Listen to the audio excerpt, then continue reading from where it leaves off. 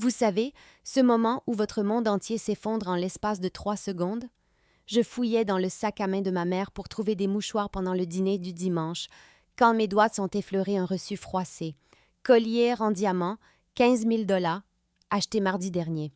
Ce même mardi où elle m'avait dit qu'elle ne pouvait pas m'aider pour l'argent de mes manuels scolaires, parce que la situation était tendue ce mois-ci. La même mère qui m'a élevée en me faisant croire que nous étions à une urgence près de perdre notre maison.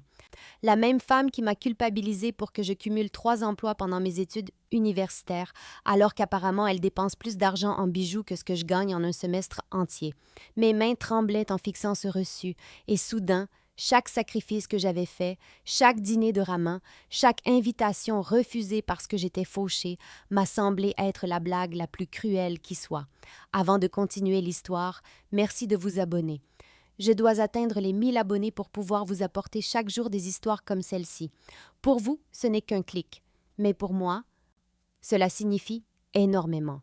Je me revois encore à 8 ans, debout dans la cabine d'essayage d'une friperie pendant que maman me tendait une autre robe délavée qui était trop grande pour ma petite silhouette, en disant « Ça ira parfaitement une fois qu'on l'aura ourlé, ma chérie. Il faut être malin avec notre argent. » Être malin avec notre argent est devenu la bande-son de mon enfance, jouant en boucle chaque fois que je demandais quelque chose que les autres enfants avaient. De nouvelles chaussures pour l'école signifiaient « L'argent est rare en ce moment, Sarah. Celles-ci peuvent encore servir un peu. » Et les fêtes d'anniversaire dans des salles de jeu comme celle de mes amis étaient balayées par un « On ne peut pas se permettre ce genre d'extravagance, ma chérie. On aura un bon gâteau à la maison à la place. » J'ai grandi en regardant ma mère faire les 100 pas dans la cuisine chaque mois à l'arrivée des factures, soupirant de manière théâtrale en ouvrant chaque enveloppe, marmonnant que nous devrions peut-être choisir entre les courses et l'électricité. Assise à cette table en bois rayé avec sa calculatrice, entourée de papiers éparpillés, l'air si abattu que mon petit cœur se brisait. Savez-vous ce que cela fait à un enfant de croire sincèrement que sa famille est en difficulté? Je suis devenue l'enfant qui n'invitait jamais d'amis à la maison parce que j'avais honte de nos meubles bon marché. J'ai appris à mentir sur la raison pour laquelle je ne pouvais pas aller au cinéma ou acheter mon déjeuner à l'école. J'ai développé cette anxiété profonde à propos de l'argent qui me suivait partout comme une ombre.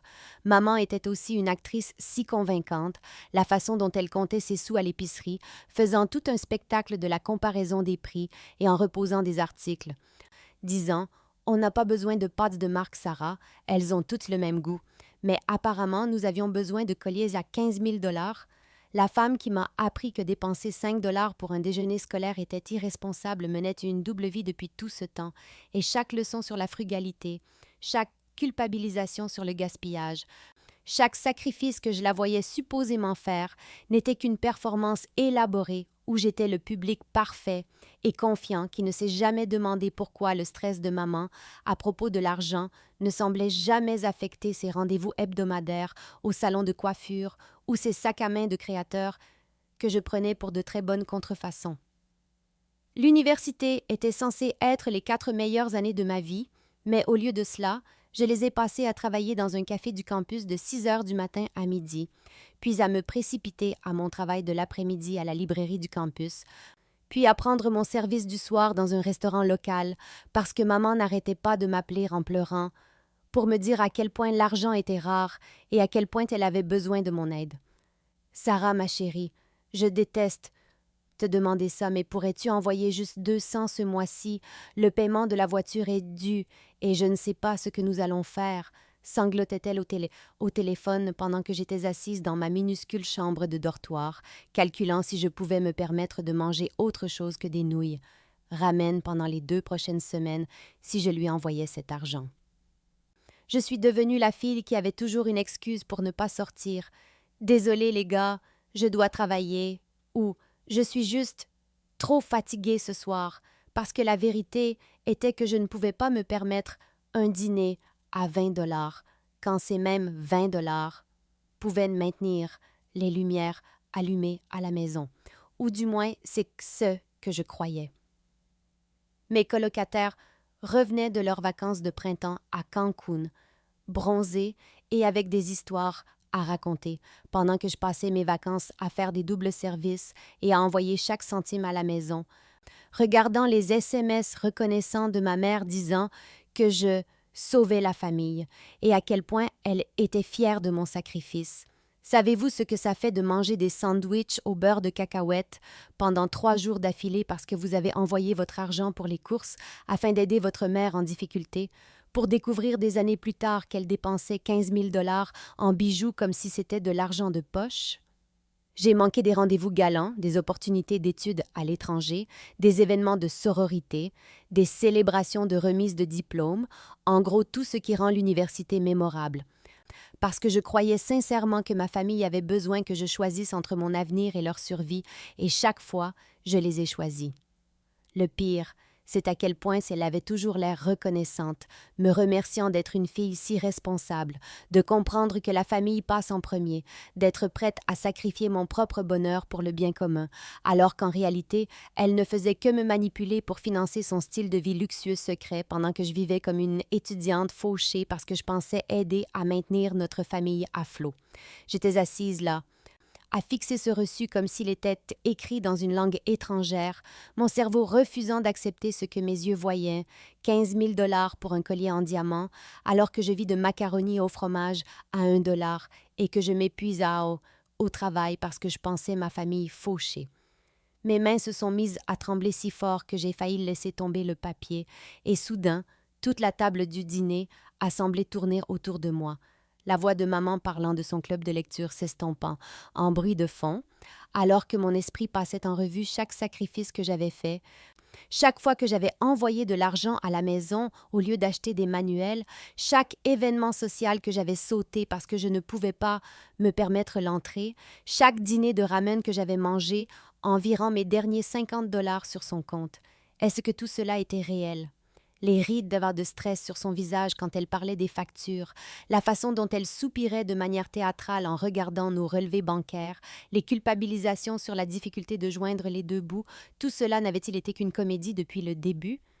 J'avais l'impression que j'allais vomir là, à table, cette prise de conscience écœurante m'envahissant.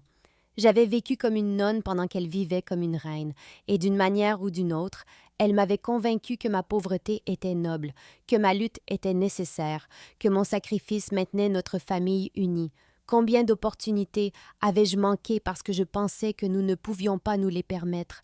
Combien de rêves avais-je mis en attente parce que je la croyais quand elle disait que nous devions être responsables avec l'argent?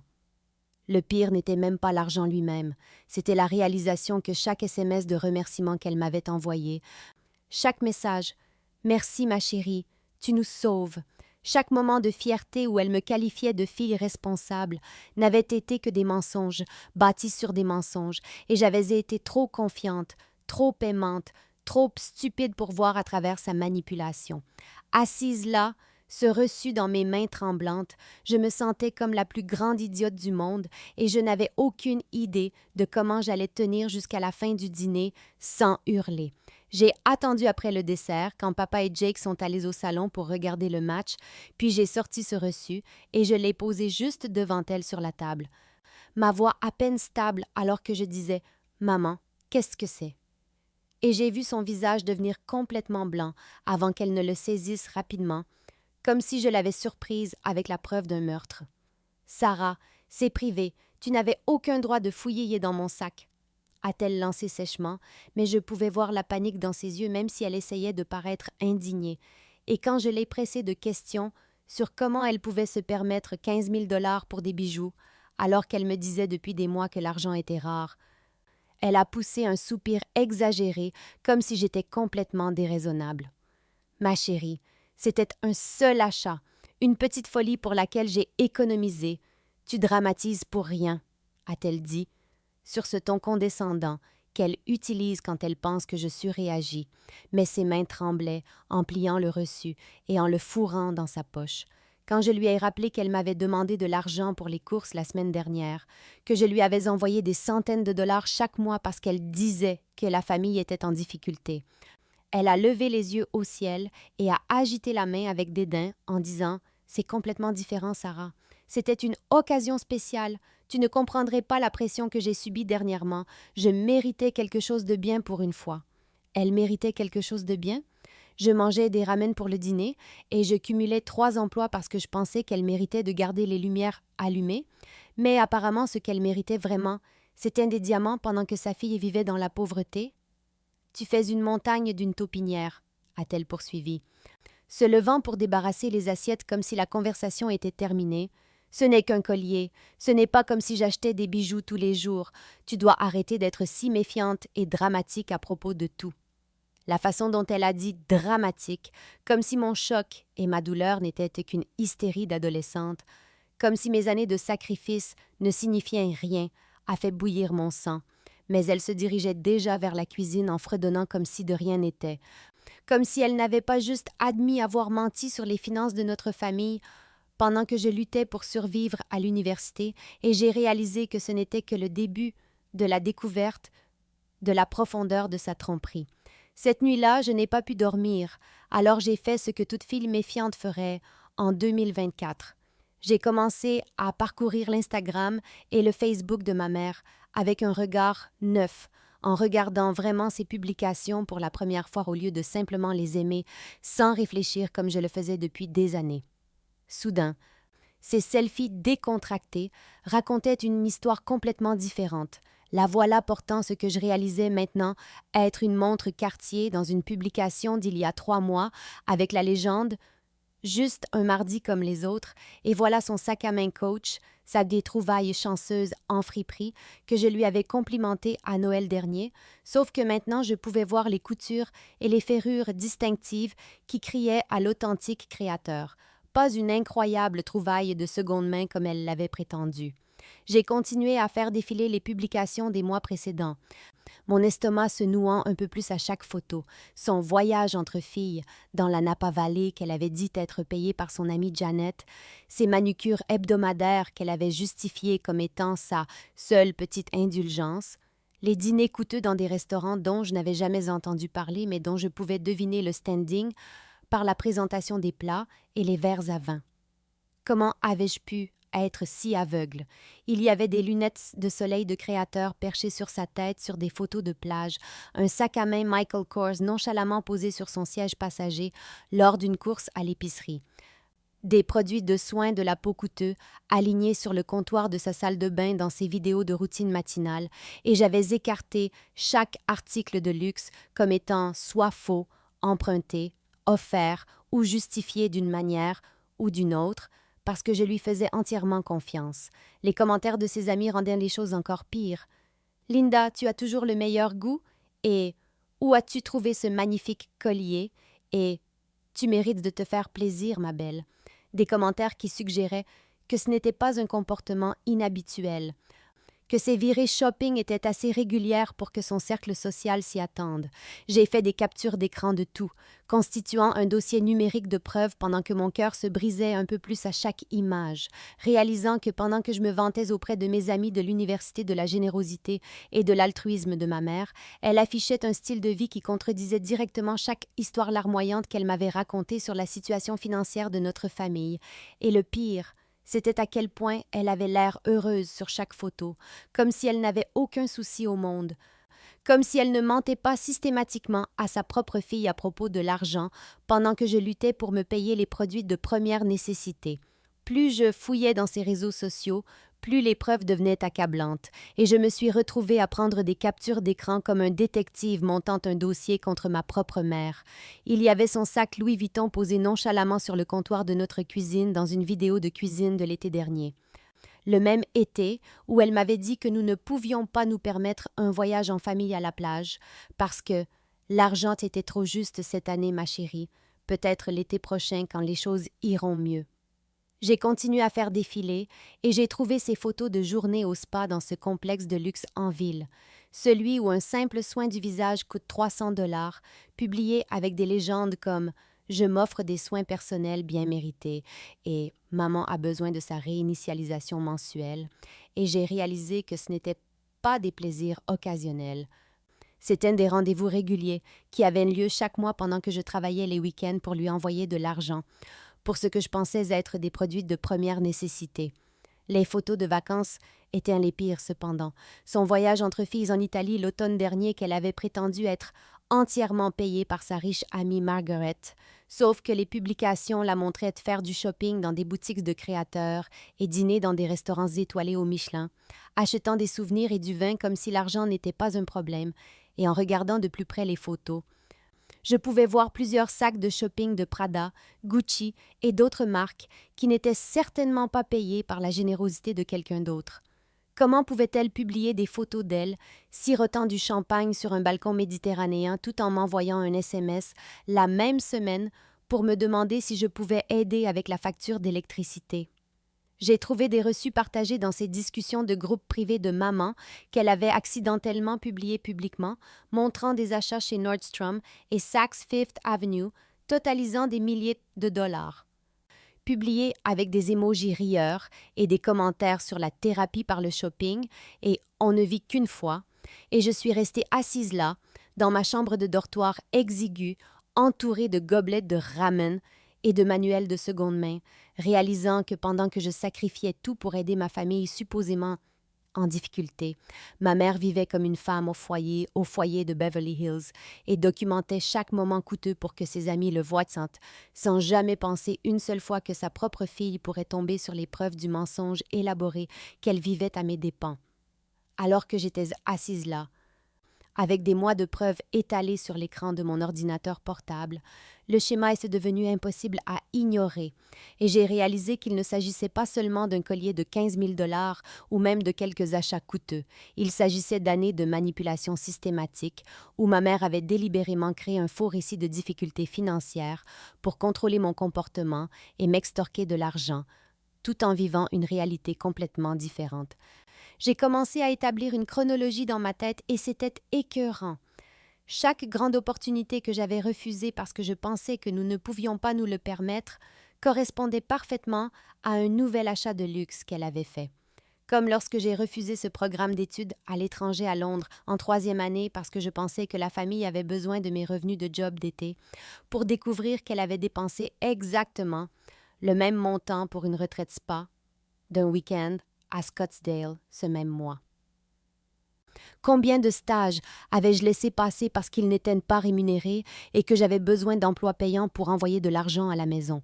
Combien d'événements de réseautage, de voyages de vacances de printemps, de célébrations de remises de diplômes, de rendez-vous galants et d'expériences universitaires normales avais-je sacrifié parce que je croyais sincèrement que la survie de ma famille dépendait de mes contributions financières, alors qu'en réalité je ne faisais que financer l'addiction secrète de ma mère au shopping? La manipulation était si calculée aussi. La façon dont elle synchronisait parfaitement ses histoires larmoyantes avec mes jours de paye, m'appelant juste après que j'ai été payée pour me parler d'une dépense urgente, faisant toujours passer ça pour une urgence, me faisant toujours sentir comme l'héroïne qui sauvait la situation en lui envoyant mon argent durement gagné. Elle m'avait entraînée depuis l'enfance à me sentir coupable de dépenser de l'argent pour moi-même, à voir mes propres besoins comme égoïstes, à prioriser la supposée sécurité financière de la famille, avant mes propres rêves et objectifs. Et maintenant, je pouvais voir que tout cela n'était qu'un mensonge conçu pour me garder docile et généreuse pendant qu'elle vivait comme une reine. Quel genre de mère regarde sa fille manger des ramen tous les soirs et s'épuiser au travail, acceptant de l'argent de son étudiante en difficulté, tout en menant secrètement un style de vie dont la plupart des gens ne pourraient que rêver? Le pire, c'était de réaliser à quel point j'avais été fière de mon sacrifice, à quel point c'était bon de penser que j'aidais ma famille, à quel point je m'étais sentie mature et responsable alors qu'en réalité, j'étais juste manipulée par la personne qui était censée m'aimer et me protéger le plus. J'ai fermé mon ordinateur portable et je suis restée assise dans l'obscurité de ma chambre de dortoir, et c'est là que tout m'a frappé d'un coup. Cette vague écrasante de trahison, de rage et de chagrin qui m'a donné l'impression de ne plus pouvoir respirer. Parce que chaque sacrifice que j'avais fait, chaque fois que j'avais choisi ma famille plutôt que moi-même, chaque culpabilisation sur le fait d'être responsable et mature, avait été construit sur des mensonges si élaborés et cruels que je ne pouvais même pas comprendre comment quelqu'un qui prétendait m'aimer pouvait me faire ça. J'ai alors commencé à pleurer, pas seulement des larmes, mais ces sanglots laids qui venaient de quelque part au fond de ma poitrine, en pensant à toutes ces nuits où j'étais allée me coucher le ventre vide parce que j'avais envoyé mon argent pour les courses et à la maison, toutes ces fois où j'avais décliné des invitations parce que je ne pouvais pas me permettre de sortir, tous ces moments où je m'étais sentie si fière de moi pour être altruiste et responsable, pendant que ma mère riait probablement de la facilité avec laquelle elle pouvait me manipuler. Comment pouvait-elle me regarder dans les yeux et me dire qu'elle était fière de ma maturité alors qu'elle savait que je vivais dans la pauvreté pour financer son style de vie luxueux? Comment pouvait-elle accepter mon argent en sachant que je m'épuisais au travail et que je mangeais des ramen tous les soirs? Le pire, c'était de me souvenir de toutes ces culpabilisations, la façon dont elle soupirait et disait « Je déteste te demander ça, ma chérie, mais tu es la seule sur qui je peux compter » ou « Tu es tellement plus responsable que les autres enfants de ton âge », me faisant me sentir spéciale et nécessaire, alors qu'en réalité elle ne faisait que me conditionner pour être son distributeur de billets personnels. Je me sentais si stupide, si naïve, si complètement idiote d'avoir cru chaque mot qu'elle avait dit, de ne jamais avoir remis en question pourquoi nos urgences financières ne semblaient jamais affecter son apparence ou son style de vie, d'avoir accepté ses explications sur pourquoi elle méritait de petites gâteries, alors que je ne méritais rien d'autre que la lutte et le sacrifice. À 22 ans, je réalisais seulement maintenant que ma propre mère m'avait manipulée émotionnellement depuis l'enfance, m'entraînant à me sentir coupable de mes propres besoins, m'apprenant que mon travail était de prendre soin de tout le monde, même si cela signifiait me détruire. Et la personne en qui j'avais le plus confiance et en monde m'avait systématiquement menti pendant des années, pendant que je la louais pour être une si bonne mère qui m'avait appris la valeur du travail acharné et de la responsabilité. Après avoir pleuré toutes les larmes de mon corps et que ma tête se soit enfin éclaircie, quelque chose a changé en moi, passant du chagrin à une détermination froide. J'ai réalisé que si je devais affronter ma mère à nouveau, je devais être préparée avec tellement de preuves qu'elle ne pourrait pas me rejeter, me manipuler ou me faire sentir que je surréagissais pour rien. Un seul reçu ne suffisait pas. Pas quand elle avait déjà prouvé qu'elle pouvait balayer 15 000 $ comme si c'était de l'argent de poche. J'avais donc besoin d'un dossier complet qui montrerait toute l'étendue de sa tromperie. Chaque mensonge qu'elle avait raconté, chaque manipulation qu'elle avait utilisée, chaque dollar qu'elle m'avait pris tout en vivant comme une reine. J'ai commencé à faire des listes sur mon téléphone, organisant tout ce que j'avais trouvé jusqu'à présent et planifiant ce que je devais encore découvrir, car cela ne pouvait pas concerner uniquement l'argent. Il devait y avoir plus de mensonges, plus de secrets, plus de preuves de la profondeur de sa trahison. Il me fallait des relevés bancaires, des factures de carte de crédit, des comptes d'investissement, tout ce qui montrerait la véritable situation financière de notre famille, et je devais savoir si mon père et mon frère étaient au courant ou s'ils étaient aussi des victimes, car quelqu'un devait connaître la vérité sur l'origine de tout cet argent. La démarche la plus intelligente était d'impliquer d'abord Jake, de sonder ce qu'il savait et de le rallier à ma cause avant de déclencher une guerre ouverte avec les deux parents, car si cela se transformait en guerre familiale, je voulais des alliés, pas seulement des ennemis qui pourraient se liguer contre moi et me faire passer pour la folle.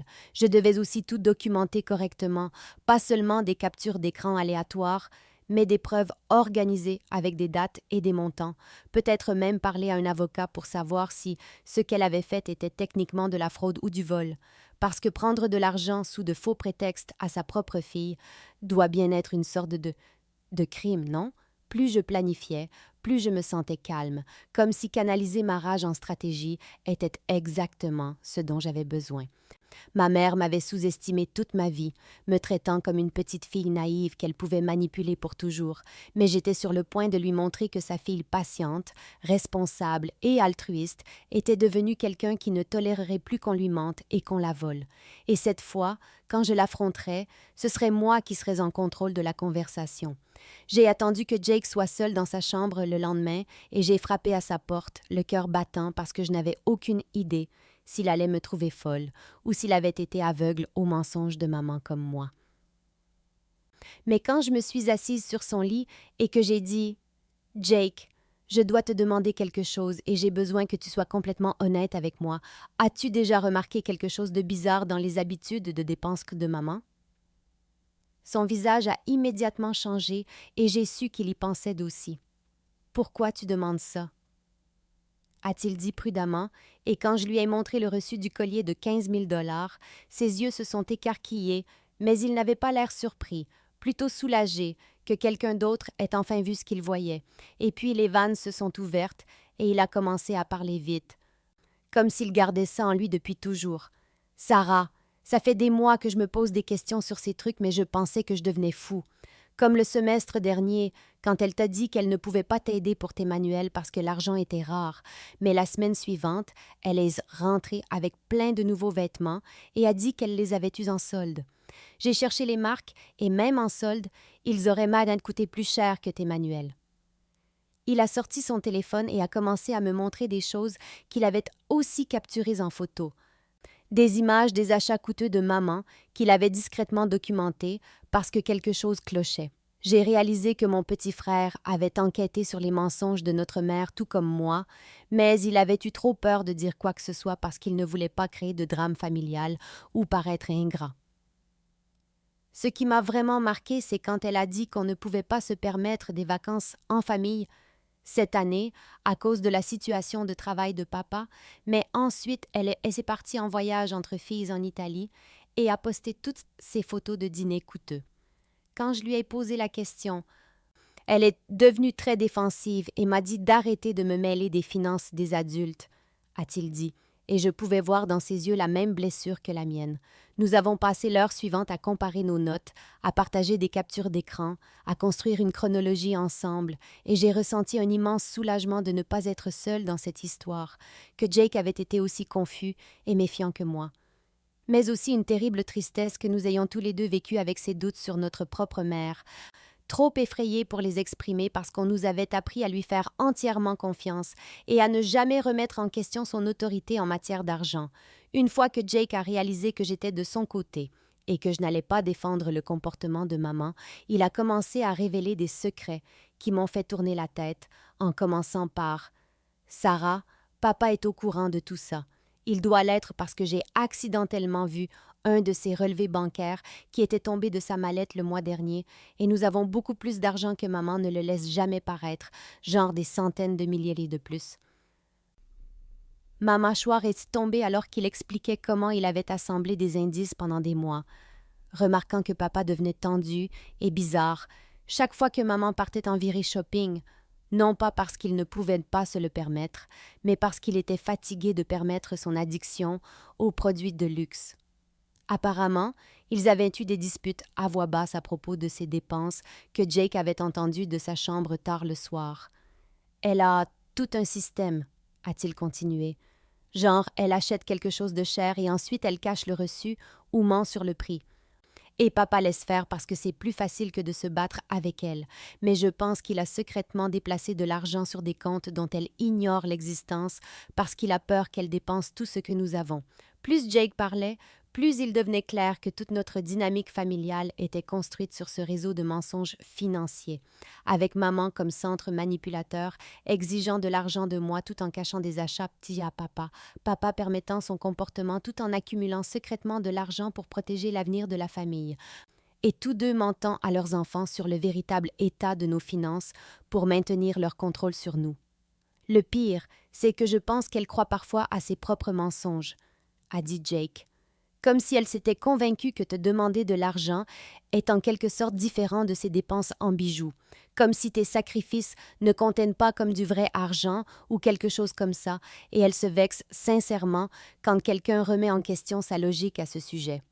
Je me suis sentie mal en réalisant qu'il ne s'agissait pas seulement d'un parent trompeur, mais de tout un système familial conçu pour nous maintenir, Jake et moi, dans l'ignorance pendant que les adultes jouaient avec l'argent et les émotions, utilisant notre amour et notre confiance contre nous pour maintenir leur style de vie confortable à nos dépens, et nos deux parents avaient été complices en nous apprenant à nous sentir coupables de désirer des choses alors qu'ils vivaient secrètement comme des millionnaires.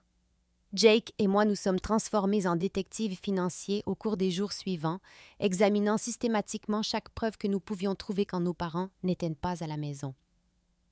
Et ce que nous avons découvert était bien pire que ce que j'avais imaginé, car il ne s'agissait pas seulement du fait que maman avait un peu d'argent de poche en plus.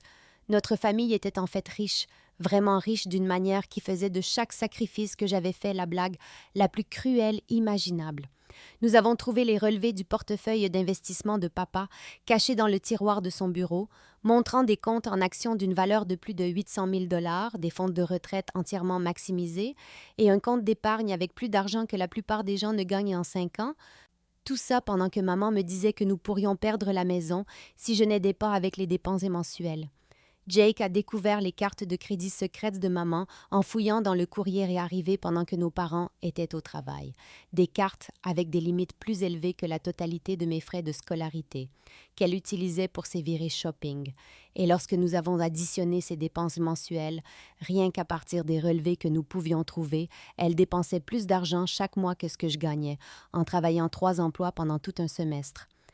La découverte la plus dévastatrice a été les documents de l'héritage de maman que Jake a trouvés cachés dans une de ses boîtes à bijoux, des documents montrant qu'elle avait reçu plus de 200 000 $ de la succession de sa grand-mère il y a 3 ans, de l'argent dont elle n'avait jamais parlé à personne, de l'argent qui était resté sur des comptes d'investissement à fructifier pendant qu'elle me culpabilisait pour que je lui envoie mon argent de course chaque mois.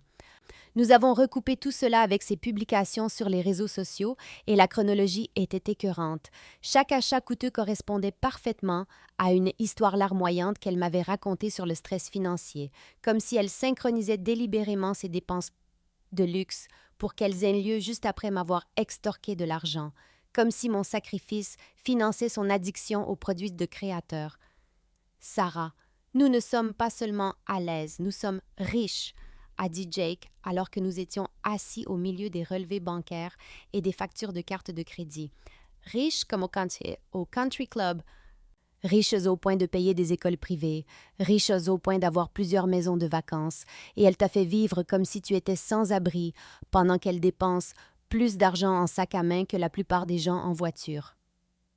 Les preuves étaient accablantes et indéniables, montrant des années de tromperie systématique où nos 2 parents avaient activement conspiré pour nous faire croire que nous étions pauvres pendant qu'ils accumulaient des richesses et vivaient comme des célébrités. Et j'ai réalisé que chaque leçon sur la responsabilité et le sacrifice avait été conçue pour nous maintenir dociles pendant qu'ils profitaient d'un style de vie bâti sur notre ignorance. La preuve irréfutable est arrivée quand Jake s'est souvenu avoir vu maman entrer dans le bureau de papa à la maison avec une clé qu'elle gardait cachée dans sa boîte à bijoux. Nous avons donc attendu qu'ils aillent faire les courses ensemble, et j'ai crocheté la serrure du classeur de papa comme une sorte de criminel, et c'était là, la preuve qui faisait paraître tout le reste dérisoire. Maman n'avait pas seulement hérité de 200 000 $ de sa grand-mère il y a 3 ans, elle avait en fait reçu plus de 600 000 $, plus le titre de propriété d'un bien locatif en Floride qui générait des revenus mensuels dont nous n'avions jamais entendu parler. Les documents de l'héritage étaient cassés juste à côté des relevés d'investissement de papa, montrant qu'il avait fait des choix boursiers brillants pendant des années, transformant son salaire d'enseignant en un portefeuille d'une valeur de plus d'1 200 000 $ grâce à des investissements prudents et à la croissance composée. De l'argent qui était resté là à fructifier pendant que je mangeais des ramen et que je m'épuisais au travail parce que je pensais que nous étions fauchés. Mais la partie la plus exaspérante a été de trouver leur déclaration de revenus commune montrant un revenu annuel combiné de plus de 300 000 $ en tenant compte des investissements de papa, de la propriété locative de maman et de leur salaire régulier, nous plaçant fermement dans les 5% supérieurs des familles américaines, pendant que maman me culpabilisait pour que j'aide avec les dépenses de base, comme si nous étions au bord de la pauvreté. Jake a trouvé un dossier intitulé « Fonds d'études de Sarah », qui contenait des relevés montrant qu'ils avaient mis de l'argent de côté pour mon éducation depuis ma naissance, plus de 80 000 $, qui auraient pu payer la totalité de mon diplôme sans prêt.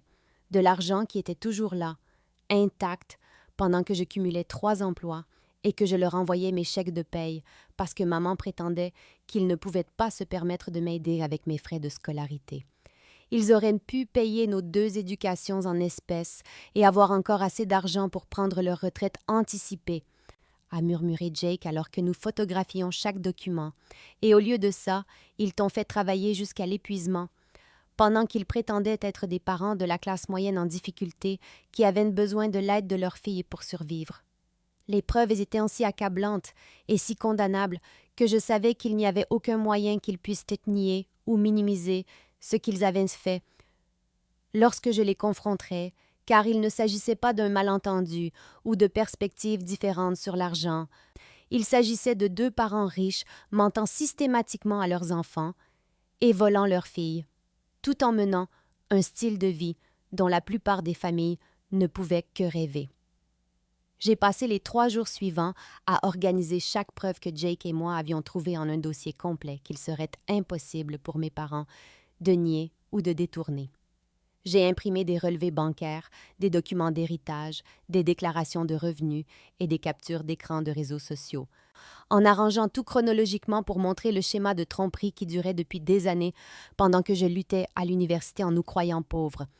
J'ai répété ce que j'allais dire encore et encore dans ma tête, m'entraînant à rester calme et concentrée au lieu de devenir émotive, car je savais que maman essaierait de transformer cela en une dispute sur mon attitude ou mon ingratitude plutôt que d'aborder les mensonges qu'elle avait racontés. Je devais être préparée à toutes les tactiques de manipulation qu'elle pourrait utiliser pour éviter d'assumer la responsabilité de ce qu'elle avait fait. Jake m'a aidé à anticiper leurs réponses, en jouant différents scénarios où ils pourraient essayer de me manipuler ou de prétendre que je surréagissais, et nous nous sommes assurés que j'avais des chiffres et des dates concrets pour chaque accusation, afin qu'ils ne puissent pas rejeter mes préoccupations comme des émotions dramatiques d'adolescente ou des malentendus sur les finances des adultes. Le plus difficile a été de rassembler la force émotionnelle pour aller jusqu'au bout de cette confrontation, car une partie de moi aimait toujours ma mère malgré tout et ne voulait pas détruire notre relation. Mais ensuite, je me souvenais de toutes ces nuits où je m'étais couchée le ventre vide parce que j'avais envoyé mon argent pour la nourriture à la maison, de toutes ces opportunités que j'avais manquées parce que je pensais que ma famille avait besoin que je sacrifie mes rêves pour leur survie, et je sentais cette détermination froide s'installer à nouveau dans ma poitrine. J'ai noté exactement combien d'argent je leur avais envoyé au cours des 4 dernières années, calculant que je leur avais donné plus de 15 000 $ de mon propre argent durement gagné pendant qu'ils étaient secrètement millionnaires. De l'argent qui aurait pu payer des études à l'étranger, des voyages de vacances de printemps, une voiture fiable, de la nourriture décente, toutes les expériences universitaires normales que j'avais manquées parce que je pensais aider à maintenir ma famille à flot. Au moment où j'étais prête à les affronter, je n'étais plus la fille naïve et confiante qui avait découvert ce reçu dans le sac de maman. J'étais quelqu'un qui avait fait ses devoirs, rassemblé des preuves irréfutables et était prête à exiger des réponses et des comptes de la part des personnes qui étaient censées m'aimer et me protéger, mais qui avaient plutôt choisi de me mentir et de me voler pendant des années. J'ai attendu le dîner du dimanche à nouveau, car il y avait quelque chose de poétique à les confronter à la même table où j'avais découvert ce premier reçu. Quand tout le monde a été assis, j'ai calmement sorti le dossier de preuves que j'avais préparé et j'ai dit « Nous devons parler de vos mensonges », en regardant leurs 2 visages devenir blancs alors que j'étalais les relevés bancaires, les déclarations de revenus, les documents d'héritage et les captures d'écran des réseaux sociaux sur la table comme un procureur présentant un dossier. Voici votre déclaration de revenus commune montrant que vous avez gagné plus de 300 000 $ l'année dernière. Voici les papiers de l'héritage de maman, montrant qu'elle a reçu 600 000 $ il y a 3 ans. Voici le portefeuille d'investissement de papa, d'une valeur de plus d'1 200 000 $. Et voici la documentation de chaque dollar que je vous ai envoyé au cours des 4 dernières années, totalisant 15 437 $, pendant que vous viviez comme des millionnaires et me mentiez en pleine face en prétendant être fauchés. Maman est immédiatement passée en mode gestion de crise, sa voix devenant stridente alors qu'elle disait « Sarah, tu n'avais aucun droit de fouiller dans nos informations financières privées. C'est une violation complète de notre vie privée et de notre confiance. » Mais je l'ai interrompue et j'ai dit « La confiance, vraiment, maman? Tu veux parler de confiance alors que tu m'as systématiquement menti pendant des années? » Et j'ai continué à présenter les preuves pendant qu'elle cherchait des excuses. « Ces papiers d'héritage sont vieux. Cet argent est parti dans les impôts et les frais. Tu ne comprends pas comment fonctionnent les finances des adultes, » a-t-elle balbutié, mais je lui ai alors montré les relevés de compte actuels prouvant que l'argent était toujours là, qu'il continuait de fructifier, et j'ai vu son visage s'effondrer alors qu'elle réalisait que ses mensonges ne fonctionnaient plus. Papa s'est resté assis là, l'air honteux et abattu, essayant parfois d'interrompre avec de faibles défenses, comme « Sarah, nous n'avons jamais voulu que tu aies des difficultés et nous essayons de t'apprendre la responsabilité. » Mais chaque excuse semblait pathétique face aux preuves concrètes de leur tromperie. La dernière tentative désespérée de maman a été de renverser la situation et de se faire passer pour la victime, pleurant sur mon ingratitude, sur le fait qu'elle avait tant sacrifié pour notre famille, sur le fait que je l'attaquais pour une petite erreur. Mais quand j'ai sorti la chronologie montrant que son achat de collier à 15 000 $ avait eu lieu la même semaine où elle m'avait demandé de l'argent pour les courses, elle s'est finalement tue. Je savais que j'avais gagné, car la vérité était indéniable et accablante, et pour la première fois de ma vie, c'était moi qui avais le contrôle pendant qu'il restait assis là, exposé et honteux. Après être restés assis dans un silence inconfortable pendant ce qui a semblé une éternité, tandis que les excuses de maman s'effondraient autour d'elle, papa a finalement pris la parole, sa voix à peine plus qu'un murmure. « Sarah, je te dois des excuses et une explication, car ta mère n'est pas la seule à t'avoir menti. » Et puis les vannes se sont ouvertes et il a tout avoué. Comment il était au courant de chaque manipulation, de chaque culpabilisation, de chaque dollar qu'elle m'avait pris pendant qu'il vivait dans le luxe. Et comment il avait été trop lâche pour l'arrêter parce qu'il était plus facile de laisser maman être la méchante que de gérer ses crises de colère quand il essayait de freiner ses dépenses. « Il y a plus d'argent que ce que tu as trouvé », a-t-il admis, ses mains tremblant alors qu'il sortait son téléphone et me montrait des applications bancaires dont je ne connaissais même pas l'existence, révélant des comptes d'investissement supplémentaires, une deuxième propriété locative dans le Colorado et des avoirs en crypto-monnaie d'une valeur de plus de 200 000 $ qu'ils avaient encachés à tout le monde, y compris au fisc. « Ton fonds d'études n'est pas de 80 000 $, il est en fait de 150 000 parce que nous y avons ajouté de l'argent chaque année. Et il y a un autre compte pour Jake avec presque le même montant, de l'argent qui est resté là tout le temps que tu t'épuisais au travail en pensant que tu devais payer tes études toi-même. » La confession a continué à s'aggraver lorsqu'il a révélé qu'il m'avait déclaré comme personne à charge sur leurs impôts pendant que je leur envoyais de l'argent, obtenant essentiellement des avantages fiscaux pour avoir une fille en difficulté financière, tout en utilisant l'argent de cette même fille pour financer leur style de vie secret, et que maman s'était vantée auprès de ses amis de ma responsabilité et de mon altruisme, sans jamais mentionner que ma responsabilité finançait son irresponsabilité. Je me suis dit que nous t'inculquions de bonnes valeurs, que les difficultés te rendraient plus forte, mais en réalité, j'étais juste trop faible pour tenir tête à la manipulation de ta mère et trop égoïste pour abandonner la vie confortable que ton sacrifice aidait à maintenir, a-t-il dit en larmes. Et bien qu'une partie de moi ait apprécié son honnêteté, j'étais furieuse qu'il ait fallu cette confrontation pour obtenir la vérité de sa part, car il m'avait vu souffrir pendant des années et avait choisi son propre confort plutôt que le bien-être de sa fille à chaque fois. Quand papa a terminé sa confession et que le poids de leur trahison combinée s'est abattu sur la pièce, maman a complètement perdu les pédales d'une manière que je n'avais jamais vue auparavant.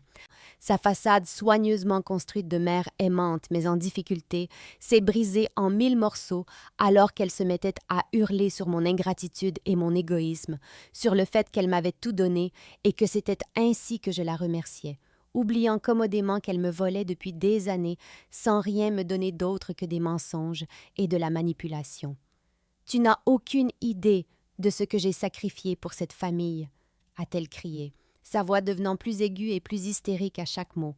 « Je mérite de belles choses, je mérite de profiter de ma vie. J'ai gagné le droit de dépenser de l'argent comme je le veux après des années à m'occuper d'enfants ingrats qui n'apprécient rien de ce que je fais pour eux. » Le masque était complètement tombé, et je pouvais voir la vraie Linda, la femme narcissique, qui croyait sincèrement que son confort et son bonheur étaient plus importants que ceux de n'importe qui d'autre, y compris les besoins fondamentaux de sa propre fille, et qui était furieuse que son mensonge soigneusement entretenu ait été exposé par l'enfant qu'elle avait manipulé et volé. Elle a alors commencé à m'attaquer personnellement, me traitant de dramatique et de privilégiée. disant que je ruinais la famille pour de l'argent, prétendant que j'étais manipulatrice en ramenant sur le tapis toute cette vieille histoire, comme si 4 ans de tromperie systématique étaient de l'histoire ancienne que je devrais simplement oublier et passer à autre chose comme si cela n'était jamais arrivé. Très bien, tu veux savoir la vérité? A-t-elle hurlé, se levant et renversant sa chaise. Oui, j'ai dépensé de l'argent pendant que tu étais à l'université, oui. J'ai profité de ma vie pendant que tu faisais tes petits boulots. Mais c'est ce que font les parents.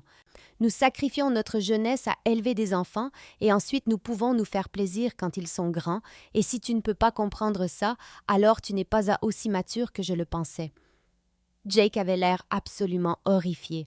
Papa pleurait dans ses mains, et moi, je suis restée assise là, à regarder ma mère se révéler comme la personne égoïste et manipulatrice qu'elle avait toujours été sous son masque de mère aimante, comprenant enfin que tout ce que j'avais cru à propos de notre famille avait été un théâtre soigneusement construit pour me garder docile pendant qu'elle vivait comme une reine. Et réalisant que la personne que j'avais le plus aimée et en qui j'avais le plus confiance au monde était en fait une étrangère qui s'était servie de moi toute ma vie. Quand maman a finalement terminé sa crise de colère et s'est effondrée sur sa chaise, je me suis levée et j'ai regardé mes 2 parents dans les yeux avec un calme qui m'a surprise moi-même. Car quelque part pendant son effondrement, j'avais réalisé que j'en avais fini d'être leur victime et qu'il était temps de prendre le contrôle de cette situation une bonne fois pour toutes. Voici ce qui va se passer, ai-je dit d'une voix si ferme et froide qu'elle a fait sursauter papa. Vous allez me faire un chèque de 15 437 $, le montant exact que je vous ai envoyé au cours des 4 dernières années sous de faux prétextes, plus 5 000 $ supplémentaires pour couvrir les intérêts que j'aurais gagnés si j'avais gardé cet argent sur mon propre compte d'épargne au lieu de financer vos mensonges. Maman a commencé à protester, mais j'ai levé la main et j'ai continué. De plus, vous allez rembourser intégralement le reste de mes prêts étudiants, la totalité des 23 000 $, car je n'ai ces prêts que parce que vous m'avez convaincu que notre famille était trop fauchée pour m'aider avec mes études, alors que vous étiez assis sur plus de 150 000 $ dans mon fonds d'études dont vous ne m'avez jamais parlé. J'ai sorti mon téléphone et j'ai ouvert mon application de notes où j'avais préparé une liste d'exigences, les lisant comme un avocat, présentant ces conditions à un accusé. Vous rembourserez également à Jake tout l'argent qu'il vous a donné. Vous nous ajouterez tous les 2 au compte du fonds d'études pour que nous puissions voir les soldes et les transactions. Et vous ne nous demanderez plus jamais d'argent ou d'aide financière, quelles que soient les circonstances, car votre crédibilité en matière d'argent est définitivement détruite. La pièce était silencieuse alors que je continuais à établir les nouvelles règles de notre relation familiale. À partir de maintenant, si vous voulez une relation avec moi, elle sera basée sur une honnêteté et un respect complet, ce qui signifie plus de culpabilisation, plus de manipulation, plus d'histoires larmoyantes sur les finances et absolument plus aucun mensonge sur quoi que ce soit, car je vérifierai chaque chose que vous me direz à l'avenir. Le visage de maman devenait rouge de rage, mais elle est restée silencieuse car elle savait qu'elle n'avait plus aucune autorité morale pour discuter avec moi, et papa hochait la tête comme s'il comprenait que c'était le prix de leur tromperie, que leurs mensonges avaient des conséquences, et que je n'allais plus prétendre que tout allait bien juste pour maintenir la paix. 6 mois plus tard, je suis assise dans mon nouvel appartement que je peux réellement me permettre parce que je n'envoie pas la moitié de mon salaire pour financer l'addiction au shopping de ma mère, et je peux honnêtement dire que la découverte de ce reçu a été la meilleure chose qui me soit jamais arrivée, même si cela semblait être la pire chose sur le moment. Mes parents m'ont bien remboursé chaque centime que j'avais exigé, plus mes prêts étudiants, et bien que maman se soit battue pour chaque dollar et ait rendu tout le processus aussi dramatique que possible, papa m'a étonnamment soutenue et s'est assuré que l'argent soit transféré. Je pense que c'est parce qu'il a enfin compris à quel point ils avaient endommagé notre relation et voulait commencer à se racheter. Le changement le plus important n'est même pas l'argent, c'est la façon dont ma perspective sur tout a complètement changé. Maintenant, je dépense de l'argent pour moi sans culpabilité. Je sors avec des amis sans calculer si je peux me le permettre. J'achète de bonnes courses et des vêtements qui me vont bien. Et je prévois un programme d'études à l'étranger pour le semestre prochain parce que je comprends enfin que prendre soin de moi n'est pas égoïste. C'est nécessaire. Jake et moi avons maintenant un lien indestructible, construit sur le fait d'avoir survécu ensemble à la manipulation de nos parents. Je lui ai appris à reconnaître les culpabilisations et les violations de limites pour que maman ne puisse jamais lui faire les mêmes coups qu'à moi, et le voir tenir tête à ses tentatives de manipulation financière a été incroyablement satisfaisant. Maman essaie encore occasionnellement de retomber dans ses anciens schémas, appelant avec une crise fabriquée de toutes pièces qui nécessite une aide financière immédiate, mais maintenant Jake et moi rions simplement et lui rappelons nos nouvelles règles familiales, et elle a appris que nous ne sommes plus les mêmes enfants naïfs qu'elle contrôlait si facilement. Notre dynamique familiale a changé de façon permanente, l'influence de maman étant considérablement réduite et son opinion pesant beaucoup moins dans les décisions familiales, car tout le monde sait maintenant qu'elle est une menteuse avérée à qui on ne peut faire confiance ni avec l'argent ni avec l'honnêteté. Et bien que ce soit triste à certains égards, c'est aussi incroyablement libérateur de la voir enfin clairement, au lieu de la voir à travers le filtre de l'amour et de la confiance de l'enfance. La meilleure partie, c'est que je ne suis plus en colère, car la colère n'était qu'une autre façon de la laisser contrôler mes émotions. Maintenant, je ressens cette confiance calme, sachant que j'ai survécu à sa manipulation, exposé ses mensonges, récupéré mon argent et construit une vie où personne ne pourra plus jamais abuser de ma générosité.